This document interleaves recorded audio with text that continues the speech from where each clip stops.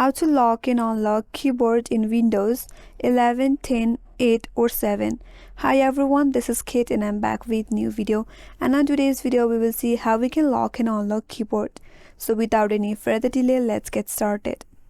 First of all, in your Windows, all you have to do is press and hold your right shift key in your keyboard for at least 10 seconds. After that, you will have this pop-up box in your interface that says filter keys. All you have to do is click on yes. And with that, now your keyboard is locked up. If you would like to check that, you can simply navigate and search or click in search icon, and if you try to type, you're not able to type something since your keyboard is locked.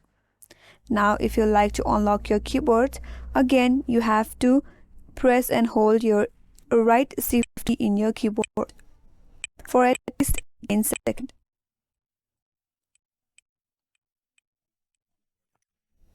Now after you hear a beep sound, the keyboard is now unlocked again. To check that, click on the search icon and try to type something. There you go, the keyboard is unlocked. So that's how you lock and unlock keyboard, and that's all for this video.